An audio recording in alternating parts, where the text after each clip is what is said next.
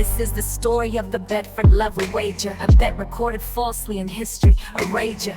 John Hampden was a man who experimentally had discovered Earth was flat with no convexity. In scientific opinion, Hampden placed a note, searched for a science man to prove the Earth is a globe. Wallace said, "Choose me," and placed 500 pounds in trust in care of John Henry Walsh, just as they had discussed. Wallace sketched some drawings of what he set out to prove. Bedford Level seemed a place all parties would approve. He set up his test gear on an old unstable barge. A scope, sans crosshairs, a level though was quite large.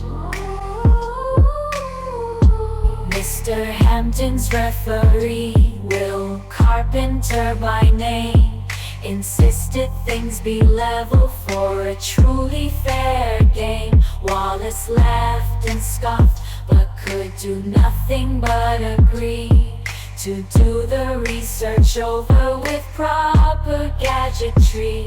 A surveyor's scope with trout level crosshairs too was brought along to please Carpenter's requested view. They met on Welney Bridge with middle locker as guide. The Bedford Bridge stood 6 miles on the other side. Instead of choosing the telescope, a better class, Wallace pulled a fast one and took out the larger glass. He quickly asked his helper to scribble a note down. No doubt we prove once and for all that the Earth is round. The marker in the middle is clearly raised, you see. Carpenter, won't you sign? It's as clear as it can be. Certainly I will. Under protest, you have cheated. Without a crosshair, your results should be deleted. Carpenter insisted that he had no time for joke. Spirit level and crosshairs were needed in the scope.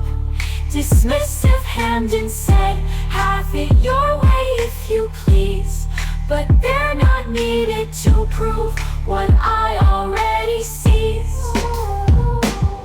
Carpenter was indignant, he did not want his way. He only wanted truth and justice to win that day. Without the crosshairs or level, they would never know who had proved if water had a curve, the level flow. The new pure sketches were drawn and signed by both parties. There was no doubt each side felt like they were the smartest. In the carriage, Mr. Hampden asked if all was right. "No doubt we'll win our case." It was a beautiful sight. 3 points splendidly in line, equidistant in view. How absurd to suppose that large telescope will do without crosshairs or level and only 2 points seen. No worries tomorrow, this will all feel like a dream. The dream turned into a nightmare. The very next day, Wallace's referee refused to talk anyway. He called the police to have him removed from the hall. They were forced to appoint Walsh to make the final call. Mr. Wallace seemed to orchestrate behind the scenes. Carpenter silenced from explaining his side of things. Walsh to refuse to listen, saying Wallace was right. Why? Because Wallace had persuaded him in a plight. Carpenter ne'er had a chance to discuss a detail. Even the field wouldn't publish his side of the tale. It seemed like the whole world was fighting against the truth. The same story as those in the right trying to smooth.